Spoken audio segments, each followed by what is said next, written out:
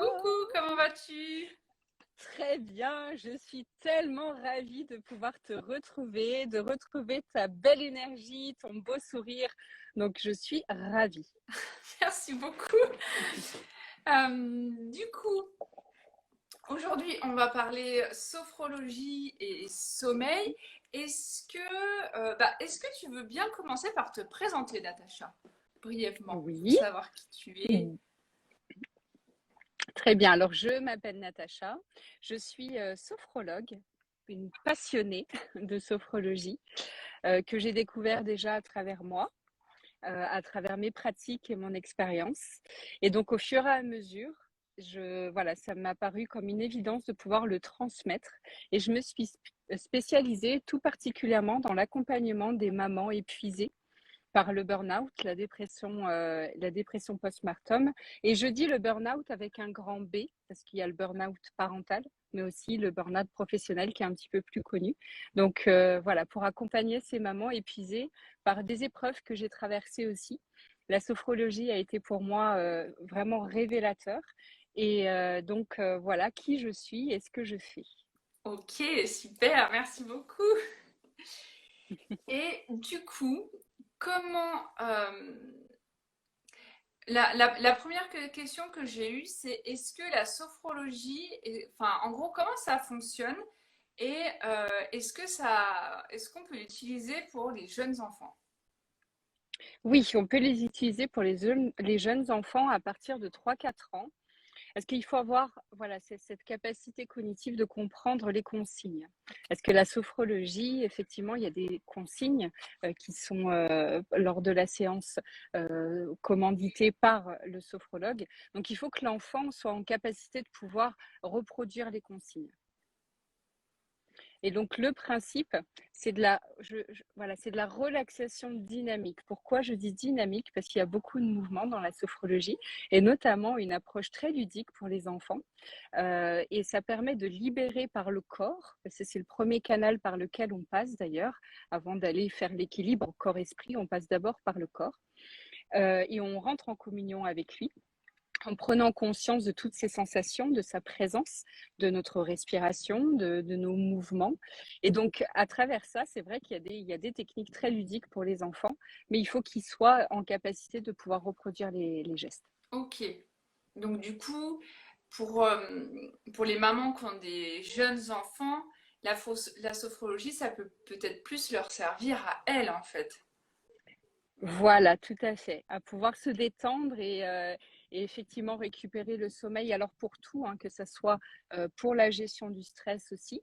Ce qui est fabuleux avec la sophrologie, c'est qu'on n'a pas besoin d'avoir beaucoup de temps devant soi et de se mettre dans des conditions vraiment spécifiques. On peut le faire absolument partout. Et même exemple, hein, des fois quand j'étais en stress, parce qu'avant j'étais dans le commerce, j'étais manager commerce, alors souvent stressée. Et donc même des fois en réunion, alors j'allais parfois m'isoler dans un coin de couloir histoire de me recentrer sur moi-même et de faire des exercices de respiration. Et donc elle peut être utilisée en très peu de temps. Alors soit dans les cas de stress, mais aussi pour retrouver le sommeil et le calme intérieur. Donc avant l'endormissement, bien évidemment, pour les mamans. Et ça peut être intéressant aussi de le faire avec son enfant et de vraiment ritualiser le moment du coucher. Je trouve ça sympa parce que c'est un moment de convivialité aussi, de complicité avec son enfant. Parce qu'on sait qu'on est happé par notre vie, on rentre du boulot, on fait à manger, etc. Enfin voilà, on n'a pas forcément le temps de passer ces moments de qualité aussi longtemps qu'on le voudrait, en tout cas de la semaine quand on travaille. Et donc c'est vraiment ces quelques instants qui peut se ritualiser donc, soit dans le lit ou soit à un autre endroit. Un autre endroit, ça peut être sympa aussi, tu sais, comme une petite cabane. Moi, je sais qu'avec mon fils, je construisais une cabane. Alors, j'avais pas de tipi, mais tu sais, je mettais 2 chaises avec une couverture par-dessus, de 3 coussins, tu sais. Alors, c'est rigolo, avec une petite loupiote. Et vraiment, bah, la cabane à dodo. Parce que bon, on en parlera un petit peu plus tard, mais j'ai traversé 5 longues années avec un enfant avec des angoisses nocturnes, donc il ne dormait pas. Donc en tant que maman, voilà, je l'ai vécu aussi. Et donc une petite cabane, un petit peu, voilà, une petite cabane du sommeil, ça peut être intéressant. Et dans la technique, que ce soit pour l'adulte ou pour l'enfant, c'est la même chose. Sauf que l'approche pour l'enfant va être peut-être un petit peu plus imagée, un petit peu plus ludique. Alors, le principe, c'est de vraiment détendre toutes les parties de son corps avant le coucher. Alors, pour les enfants, je préconise l'image des étoiles. Parce que bon, c'est la nuit. Après, on pourrait s'attacher à une image préférée ou que l'enfant aime au choix des parents et aussi, surtout de l'enfant. Parce qu'il faut le faire participer comme un petit jeu. Voilà, ça y est, on va se préparer au dodo. Et donc, la pluie d'étoiles.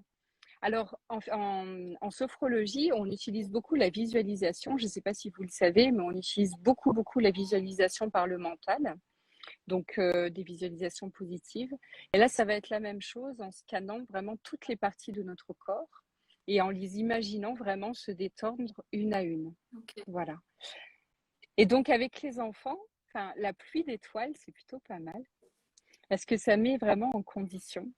Et même l'été, ça peut être sympa de le faire sous les étoiles, justement.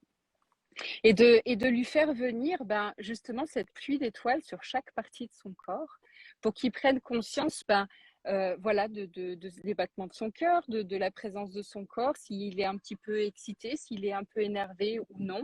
Enfin, vraiment qu'il prenne conscience et de partager ce moment de détente et de lui insuffler le fait que quand on est en contact avec la pluie des étoiles qui traverse tout notre corps, il ramène cette détente et c'est pour faire le dodo et que il donne cette pluie un peu c'est cette poussière un peu de pouvoir rassurer aussi au coucher parce que souvent les enfants, il y en a certains au coucher c'est des angoisses. Donc vraiment comme enveloppé de cette sécurité et donc pour pouvoir développer le corps et faciliter l'endormissement. Et puis, je suppose que la première fois, ça peut peut-être être un petit peu plus compliqué de vraiment rentrer dans le corps, mais plus on le fait, plus ça devient facile et plus ça va vite.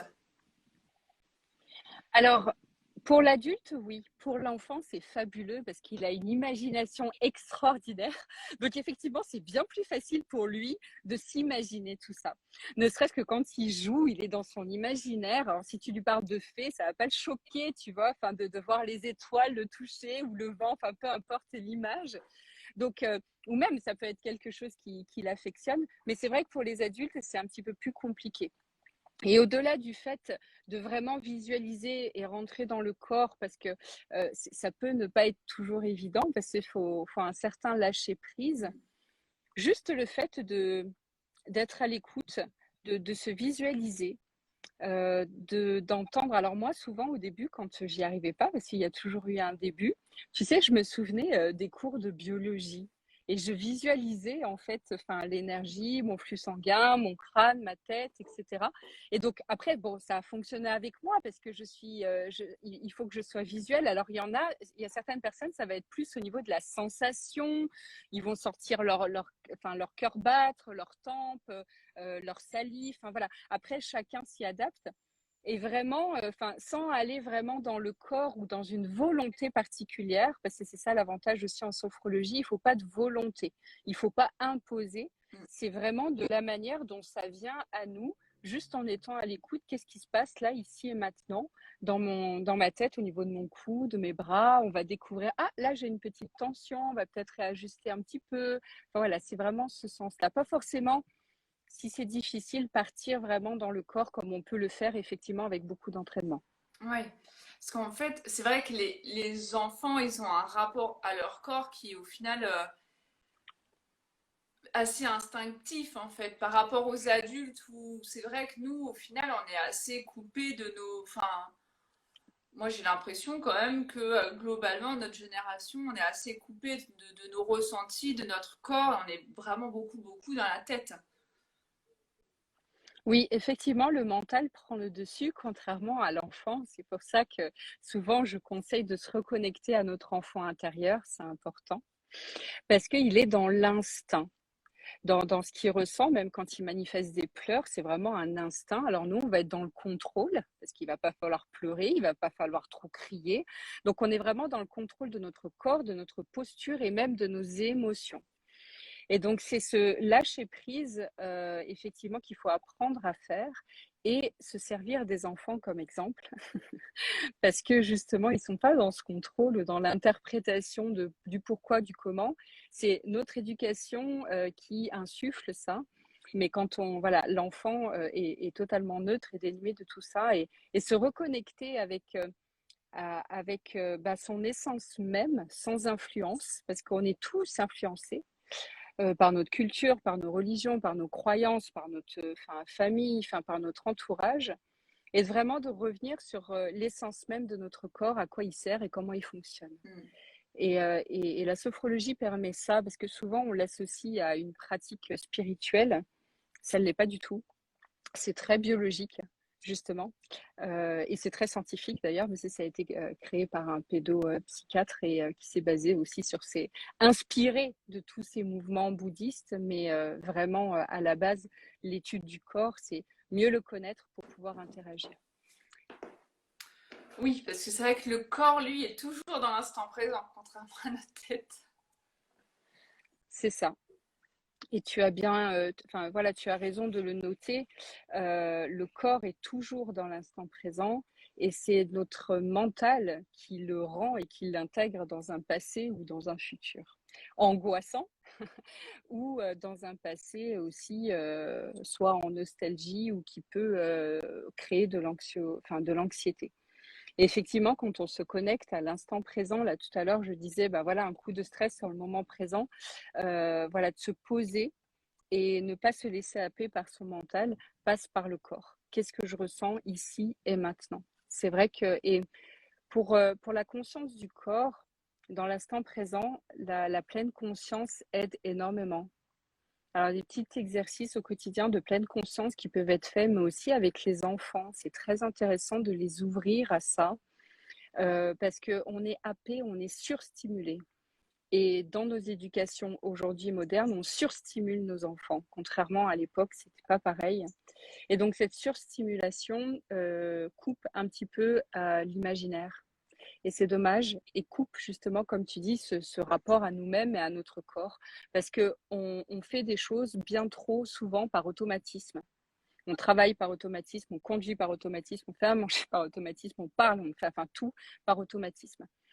Et même parfois, un repas, donc voilà, même si partager un repas avec quelqu'un, c'est différent, mais seul, du coup, on va, je sais pas, peut-être allumer la télé ou regarder le portable, ou tu vois, toujours aller chercher la surstimulation. Alors que quand on va dans la pleine conscience, de vraiment prendre conscience de qu'est-ce qui se passe là, aujourd'hui, là, maintenant, bah, je sais pas, je mange ma tomate, elle vient de la terre, c'est la terre qui me l'a offerte, peu importe. Voilà, vraiment voilà, vraiment prendre conscience de de tous les gestes que l'on fait. Et avec les enfants, c'est extraordinaire. Parce que quand un enfant me dit, des fois mon fils, il me dit, il regarde la télé, il me dit, je m'ennuie. Mais c'est ça, hein, c'est cette notion, parce qu'on se détache en fait de l'instant présent et de ce qu'on est en train de vivre. Et donc ça peut aider la pleine conscience en plus de la sophrologie. Mm. Oui, c'est très rigolo que ça arrive là parce que ce matin, j'étais en atelier avec Magali Ressac et on Mhm. a fait un exercice justement sur les sens. Elle nous a demandé d'aller chercher quelque chose à manger et, et en fait de pouvoir sentir, regarder, observer, juste approcher de la bouche, sans mettre dans la bouche, ensuite le mettre dans la bouche mais sans mâcher et essayer de sentir ce qui est là, les textures, et ensuite mâcher, quelles sont les textures, les saveurs. Et c'est fou parce que c'est vrai que c'est quelque chose qu'on fait jamais au final. Enfin, moi, je me rends compte que c'est quelque chose que je fais jamais, alors que je suis au courant de toutes ces choses de pleine conscience et de l'importance de prendre ce temps-là. Et pourtant, c'est vrai qu'on est tellement dans on n'a pas de temps, il faut rentabiliser le temps, il faut de la productivité à tout prix, il faut aller vite, il faut que ce soit efficace et tout ça, qu'au final, j'ai l'impression que c'est un peu comme si on survolait notre vie et qu'on passait tout, mais sans profiter de rien au final. Donc on fait plein de trucs, mais sans en profiter. Et ouais, enfin, voilà, c'est vrai que c'est ça, c'est vraiment essayer de revenir à l'instant présent et de ralentir, mais c'est beaucoup plus facile à dire qu'à faire quand on a toujours fonctionné comme ça, en fait. Oui, effectivement, et c'est ce que je dis souvent, hein, il faut switcher. C'est vraiment un mode de fonctionnement différent qu'il faut intégrer au quotidien. Et ça, c'est pas évident parce que Dieu seul sait que l'être humain s'attache énormément aux habitudes. Et donc, quand on lui sort de ses habitudes de vie et au quotidien, c'est pas évident. Et pour appréhender tout changement, il faut d'abord prendre conscience des conséquences positives.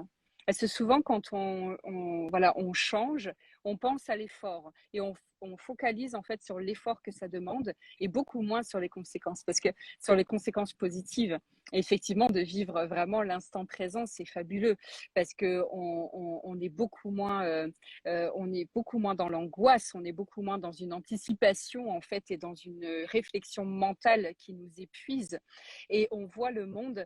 Enfin, souvent, je dis prendre conscience d'être ou prendre conscience du monde, c'est que ça nous permet de prendre vie. Et c'est comme le monde prend vie.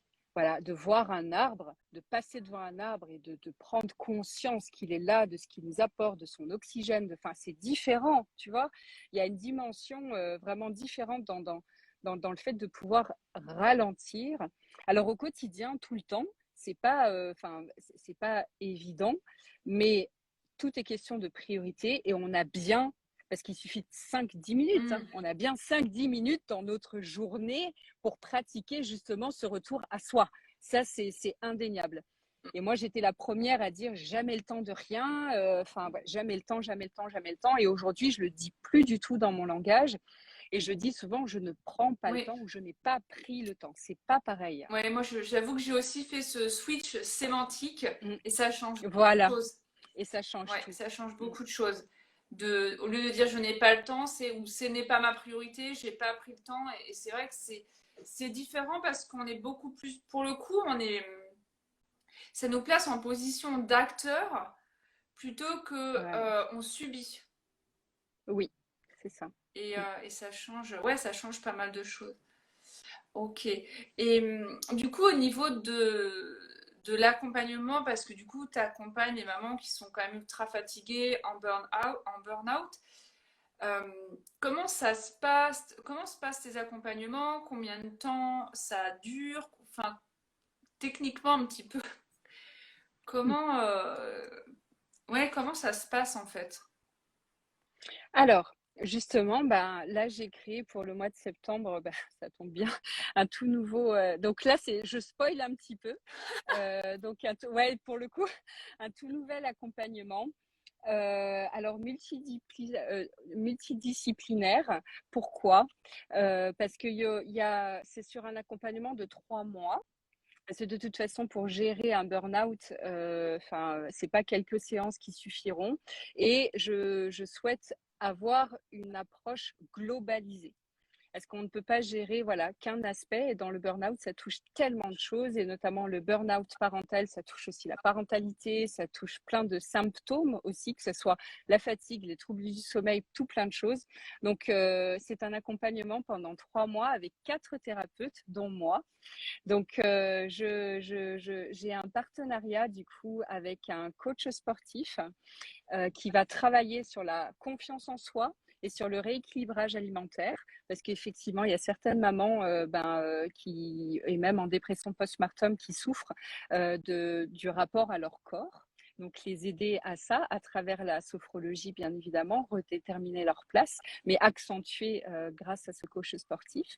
Et il y a aussi Tiziana qui s'occupe elle est coach Pilates et qui va accentuer la féminité. Parce que quand on devient maman et quand on est happé aussi, on perd un petit peu ce côté de notre féminité qui entache aussi parfois le couple quand on devient maman. Et en burn-out aussi, enfin, il y a une dissociation affective très importante avec l'enfant, mais aussi avec sa compagne ou son compagnon. Donc, travailler sur ce rapport à son corps et cette féminité retrouvée. Et en local plutôt, parce que là, je ne peux pas le faire en ligne, mais en local, il y a une massothérapeute qui d'ailleurs a traversé elle aussi un burn-out parental, qui va aller travailler sur son rapport avec son corps et sur l'énergie. Mm. Voilà, sur vraiment aller reconnecter à son énergie, à son essence même. Et ça va permettre, en fait, comme je disais tout à l'heure, d'intégrer davantage cette visualisation qui n'est pas évidente en sophrologie. Parce que quand on n'a jamais fait de sophrologie, on t'assoit sur une chaise et puis moi, je demande, bon, tu te tu visualises ton corps, toute ton énergie qui passe dans ton... C'est pas toujours évident et ça ne l'a pas été pour moi. Et donc, la massothérapeute va venir en amont pour vraiment accentuer cette présence énergétique que je vais travailler après en accompagnement. Et donc, la sophrologie que je fais, du coup, c'est du sophro-coaching parce qu'il y a une partie de coaching, parce que c'est pendant 3 mois. Je ne fais pas que des séances de sophrologie avec des supports d'exercices à faire chaque semaine, parce que d'après moi, l'entraînement, c'est la clé. On dit d'ailleurs en sophrologie, c'est la répétition viventielle. En fait, c'est l'expérience qui va nous permettre d'intégrer en fait chaque notion. Et donc, il faut absolument l'intégrer. Et c'est un entraînement de la conscience, d'où sophrologie. Et donc, au même titre qu'on va entraîner le corps avec du sport ou autre, on va entraîner la conscience au quotidien. Donc voilà un petit peu, je spoil en avant-première. Mais c'est vrai qu'au final, c'est très complémentaire. Enfin, moi, quand tu as décrit tout ça et cet accompagnement, en fait, ce qui m'est venu à l'esprit, c'est effectivement au niveau de l'alimentation, parce que c'est vrai que des fois, il y a des mamans en fait qui sont très fatiguées, qui mettent ça sur le coup du sommeil de leur enfant, alors qu'en fait, il y a des carences aussi. Oui, Et c'est vrai que des fois, c'est bien aussi d'aller creuser ce côté-là, parce que si on est anémié, forcément on va être fatigué et qu'on aura beau faire tout ce qu'on veut, si on ne traite pas l'anémie, ça ne résoudra pas la problématique de ça reste. fatigue. Et avec le massage, en fait, ça m'a fait penser. Enfin, moi, c'est vrai que c'est quelque chose que je recommande pour les parents, pour les plus jeunes enfants, du coup, la Oui. pratique du massage qui peut vraiment permettre, aider à détendre l'enfant, mais aussi le parent, parce que c'est aussi le contact physique, c'est aussi ça aide aussi à créer la relation et c'est quelque chose qui peut être très apaisant avant le coucher, en fait. Et je suis d'accord avec toi parce que d'ailleurs, la massothérapeute Coraline avec qui je travaille, justement, elle crée cette connexion aussi massage parent-enfant. Voilà, quand il y a une dissensation et puis beaucoup de fatigue, enfin voilà, et pour reconnecter un petit peu par le toucher et par le corps à son enfant. Et elle fait des séances effectivement parent-enfant, c'est important de ce vase communicant énergétique, que ce soit pour soi ou pour l'enfant, et de vraiment créer la connexion avec son enfant à travers le massage. Et c'est d'une efficacité extraordinaire parce que le toucher, on le ressent, hein, au-delà des mots, le toucher vraiment a une importance extrême, parce que surtout avec un enfant qui n'a pas forcément, avec un bébé notamment, qui n'a pas les capacités encore cognitives trop développées, ou même ne serait-ce que la parole, tout passe par l'énergie et par la peau, par le contact. Donc ça, c'est vrai que c'est important. Et là, tu parlais de nourriture et je te rejoins totalement. Parce que moi, j'ai découvert dans le tard que j'avais des carences et que c'était lié à toutes ces carences-là. Et en revoyant toute mon alimentation, j'ai récupéré un sommeil plus probant. Enfin, il y a plein de choses qui se sont régulées, que ce soit émotionnellement et physiquement. Donc, le rééquilibrage alimentaire, c'est important aussi. Oui, d'où l'importance de l'approche du global. Enfin, moi, c'est une approche que je prône beaucoup, puisque enfin, un élément, il est dans son contexte, il n'est pas juste isolé, enfin pris isolé. Avec un coup de chance, on arrive à tomber sur le bon truc, mais la plupart du temps, c'est vraiment tout le contexte à prendre en considération, Mhm. parce que les problématiques de sommeil, elles sont hyper larges, d'une, et puis de deux, il y a encore une autre problématique qui est la normalisation du sommeil de l'enfant, parce que c'est sûr que quand on pense que quelque chose est anormal alors qu'elle est normale, bah là, c'est sûr que ça devient vraiment compliqué. Oui, je suis d'accord. Il y a un gros mythe à démanteler et c'est ce que tu fais très bien, effectivement, dans ton rapport au sommeil. Enfin, parce que c'est très, très important. C'est un mal qui est très présent dans énormément de foyers. Et je peux le dire en tant que maman et en ayant expérimenté tous ces troubles du sommeil avec mon enfant. Et c'est vrai qu'il y a un mythe derrière et à mon sens, l'important, c'est de pouvoir s'écouter et d'être accompagné dans le sens-là et d'avoir les clés.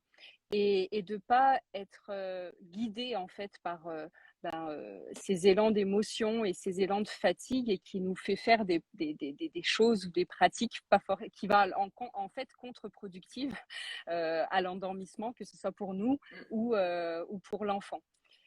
Et il ne faut Oui, pas mais se c'est vrai que raccrocher à tous ces mythes. c'est compliqué, hein. Moi, je vois bien en consultation, hein, dans quand même une bonne partie des cas, c'est les parents qui, qui sont connectés à leurs ressentis, en fait, qui font la plupart du temps, c'est très juste. Alors parfois, il y a quelques ajustements à faire, mais en fait, ce que je trouve le plus difficile, c'est toutes ces injonctions intérieures qui finissent par peser très lourd. Et les parents se remettent vraiment en question, ils disent bah ça commence à durer, il dort toujours pas, donc ça se trouve c'est parce que vraiment on On fait pensait, mal, on se ouais voilà, on culpabilise. pensait bien faire, Mmh. mais en fait ça se trouve on se plante complètement, alors que juste bah non, non pas forcément, Écoutez-vous, c'est ça. bah ça, Mmh. oui, mais bien sûr, mais c'est vrai que des fois, enfin moi c'est vrai que maman c'est quelque chose que j'ai traversé aussi. Quelque chose, mais c'est vrai qu'à un moment donné, bah, il y a le doute, on se sent isolé, il y a tellement de personnes extérieures et de professionnels qui ont une certaine envergure, une certaine importance, qui vont nous dire, ah, c'est vrai qu'à un moment donné, on en vient vraiment à douter. Et c'est vrai qu'au niveau du sommeil, il y a pas, enfin, le sommeil de nuit dans aucune formation professionnelle, médecin, que ce soit pédiatre, que ce soit éducateur de jeunes enfants, enfin, le sommeil n'est pas enseigné.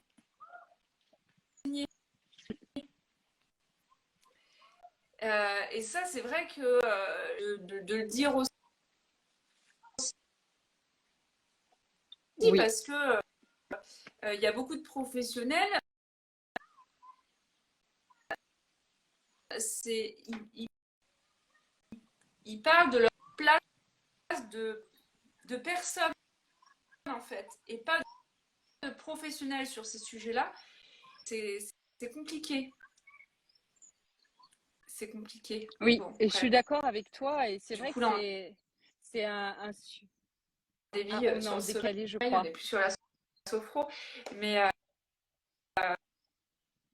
Mais alors, ouais, c'est tu m'entends? On est en décalé, il me semble. ça, je trouve que c'est important aussi de le rappeler et de le marteler que, parce que c'est la réalité, quoi.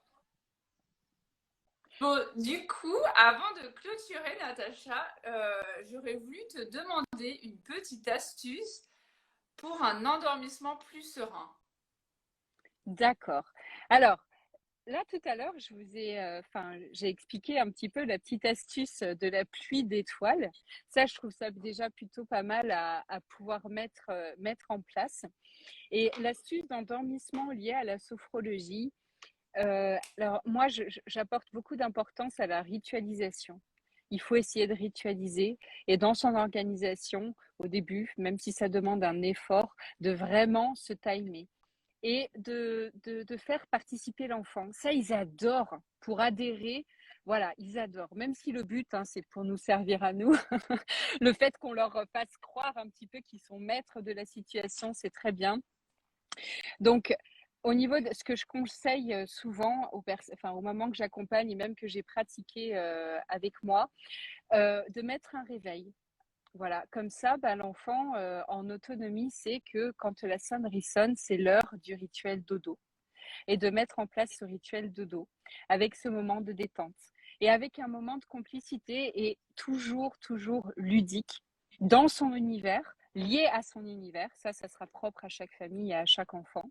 Et de vraiment passer ce moment, donc, bon, enfin, en famille, hein, que ce soit avec plusieurs enfants, papa, maman ou que maman, enfin, peu importe, et de passer ce temps en détente, donc allongé, dans la cabane à dodo ou sur le lit, vraiment un moment de partage et que tout, enfin, ensemble, de vraiment ramener cette détente, donc à travers une visualisation positive et vraiment pour rassurer l'enfant du sommeil et de ne pas l'inquiéter par rapport, parce que souvent les enfants, ils angoissent à l'arrivée du dodo et donc ils réagissent quand on angoisse, bah, du coup le corps réagit d'une manière différente en défense, donc ils sont surexcités. C'est souvent biologique, hein, c'est physiologique, hein, le fait qu'il y ait des enfants avant de se coucher.